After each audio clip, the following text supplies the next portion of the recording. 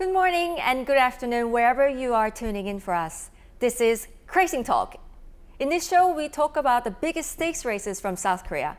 I'm your host of the show, Jo Kim, and here is the guest of this episode, the expert of Korea racing, Alistair Middleton, joining us. Hello, Alistair. Hello. This time we're looking ahead to the biggest international meeting of the Korea racing, the 2026 OBS Korea Cup and Sprint.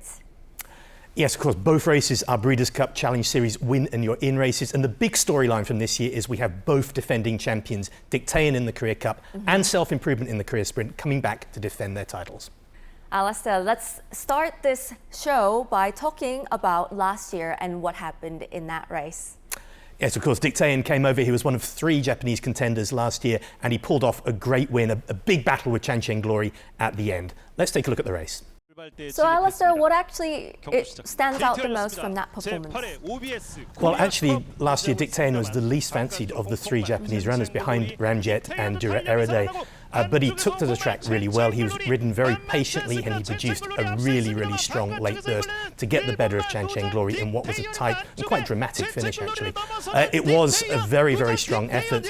It was a career best effort, and if he can repeat that, he's going to have a very good chance of defending his title. But of course, Dick Taein didn't stop here. I mean, how much does that proven Korea Cup experience count in his favor? Well, definitely it can count in his favor. And you're right, he didn't stop there. He went back to Japan. He won the Group 1 Tokyo Daishoten, establishing himself as one of Japan's top dirt horses. Right. He's only raced twice since then. He came 5th in the Kawasaki Kin and 3rd in the Teo Show. It's a very similar build-up to last year. We know that the Korea Cup is the target, and his experience can be key. But one of Dick Taein's biggest threats actually could come from his own country. Let's take a look. And tactically, he looks quite different from Dick Taein. Could his early speed make him particularly dangerous over 1,800 meters at Seoul?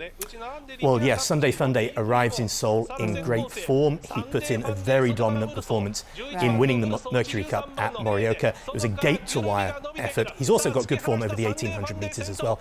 He's more of sort of a traditional Japanese contender in the Korea Cup, in the sort of Crown Pride model, in that he goes to the front, he tries to dominate his races, and if he takes to the sand, then he will be a very big danger. And the international visitors still have to beat the home team, though. Alistair, where does Clean One sit here amongst the Japanese challengers? Well, this is the whole reason that we have the international races. We want to find the answer to that question. Right. Clean One has been sensational recently. He was such a dominant winner of the Grand Prix. He's only raced twice this year and he dominated both of those. I'm very excited to see where he lines up against the international visitors. I have to say, in all the time I've been following Korean racing, Clean One is one of the most exciting horses I've ever seen here. And of course, Hong Kong. Hong Kong's representative in Korea Cup, Romantic Thor, trained by Danny Shum. Alistair, the ability is clearly there. The main question is, though, can he transfer from the turf experience into the deeper sand track here in Seoul? Well, Romantic Thor is by Justify, who of course was an American Triple Crown winner, so you would certainly hope so. You would certainly hope he's got the dirt pedigree. Romantic Thor is a very solid horse. He's been mixing it with top company in Hong Kong. And yeah, he's got the kind of profile that can work well here. He's a very similar sort of profile to Chang Glory, who of course ran so well a year ago. And Danny Shum isn't coming to Seoul with just one horse. He also has gorgeous win in Korea Sprint. And perhaps this brings us naturally to another race we have here, the Korea Sprint. Well, last year, Hong Kong took an amazing win in the Korea Sprint with Self-Improvement, trained by Manfred Mann and ridden by Jerry Chow. How valuable is the proven Seoul form when we're comparing him with horses coming from very different surfaces? Let's watch last year's win. Well, that's the thing for Self-Improvement. Obviously, he came in last year as something of an outsider. This year, he is the defending champion. Now, it's fair to say he hasn't held his form since going back to Hong Kong and a trip to Saudi Arabia. But he comes in here fresh. He's been barrier trialing a lot. We know he loved the surface a year ago, and he's the defending champion. You have to respect that. Right. Hong Kong also sends Beauty Waves, trained by the legendary Tony Cruz. He's a proven high-class sprinter in Hong Kong, although most of that form has come on turf. So the question here is whether his turf speed transferred to Korean sand. Alistair, what do you think? Yeah, of course his best form has been on turf, but of course that's natural in Hong Kong because almost all of the big races are on turf. So if you're going to be a group class horse in Hong Kong, you have to be able to run on turf. Yes. But it doesn't mean it can't translate to the sand. Now Beauty Waves, yeah, okay, his recent form doesn't look that spectacular, but he's been running in some very, very tough races. He's run some really, really fast times. I'm sure he will be very competitive when he comes to Seoul. But you're right, how he takes to the sand will be the big question. And another one from Hong Kong, Danny Shum's Gorgeous Win. He's got another quality racehorse here for Korea Sprint. Yeah, Gorgeous Win is another whose recent form may not be spectacular on paper, but over the course of his career, I think he's won 6 times over the 1200 meters, and you don't win 6 times in Hong Kong if you're not a very, very strong horse. So he's going to come, he's going to take his chance, and again, I'm sure if he adapts to the sand, he can run well. An interesting thing about Gorgeous Win, he'll be ridden by Richard Kingscote, who will become the 3rd Epsom Derby winning jockey to actually ride in Korea. He won the Derby in 2022, I think it was, on Desert Crown. Right. So he'll join Alan Monroe and Wayne Lorden as having ridden a race in Korea. Oh, interesting. I mean, I just have a feeling that Danny Shum is coming to win here at Seoul Racecourse, so that's something definitely going to be interesting to take a look at. And of course, when we talk about Korea Sprint, we cannot not talk about Japan horses. Japan's leading sprint contender could be Dragon Wells. Let's take a look. Alistair, does Dragon Wells look like the horse that all they have to beat? Well, all the horses have to beat every other horse if they want to win the race. Dragon Wells is a fascinating one. I'm really happy that he's here. He comes in excellent form. He won the OE Tokyo Sprint recently. I think that's 3 in a row now for him. Right. He's a slightly different profile from a lot of Japanese horses who come here in that he's not yet an established group race horse. This is going to be a step up in quality, in class for him. But he's in great form, he's got loads of potential, and yes, he does fit the right profile of a horse that can do very, very well in the Korea Sprint. And then we have American Stage. Most recently, he ran in the Ibis Summer Dash over 1,200 meters. Alistair, we've seen raw speed. Does switching back from these fast turf surfaces to soul sand make him more interesting, or does it create another big question mark? Well, American Stage is another fascinating entrant. And yes, again, he has a slightly different profile to a lot of the Japanese visitors who usually have experience of going further, sort of 1,400 meter, even mile horses. Yes. Japan tends to send to the Korea Sprint, whereas American Stage is about speed.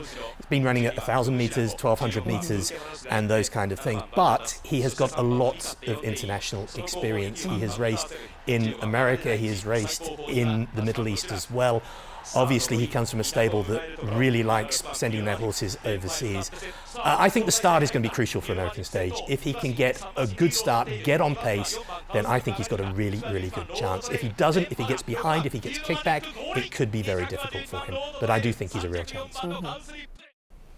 So the sprint gives us an interesting mix. Does defending champion from Hong Kong, proven dirt speed from Japan, several horses trying to transfer very different kinds of form onto soul sand? Time for the verdict. So let's start with Korea Cup. Dick Tan has the proven soul form. Sunday Funday brings excellent current Japanese form and tactical speed. Queen One carries home challenges. And Romantic Thor is the wildcard from Hong Kong. Your selections, Alistair?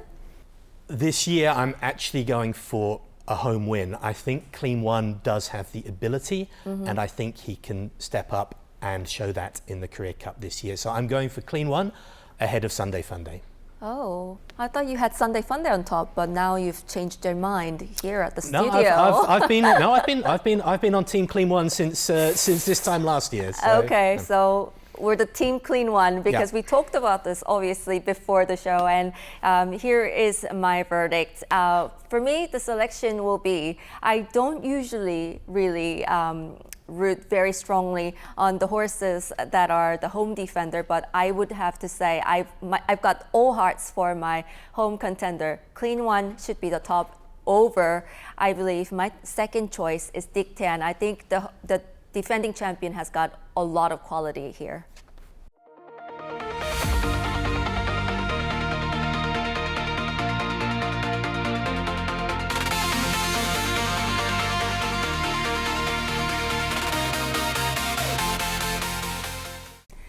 And the Korea Sprint. self-improvement has already won here. Hong Kong returns in numbers while Dragon Wells and American Stage give Japan a strong challenge. So let's talk about this. Alistair, your winners to start with. I think the Korea Sprint is going to be a very, very competitive race. It always is, but I think this year especially so. So it's going to be quite a tricky one to call here. I'm going to give the nod to American Stage. I'm going to put American Stage on top. I think if he takes to the surface, if he gets a good start, he can win. I'm going to put him over Beauty Waves, who I think can bring some quality, or his old quality, back to the Korea Sprint. Yes, when we talk about Korea Sprint, it's always the very competitive field that we have for South Korean racing.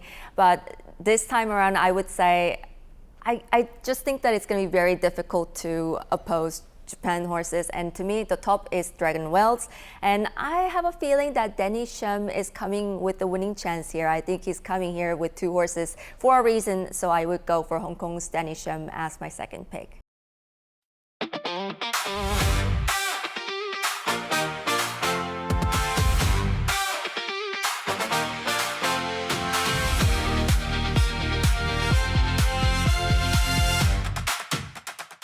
So that's all from us this edition of Kracing Talk. The 2026 OBS Korea Cup and Sprint bring Korea, Japan, and Hong Kong together again at Seoul Racecourse on Sunday, 6th of September. Thank you, Alistair. Thank you. And thank you for joining us. We'll see you again next time here on Kracing Talk. Goodbye.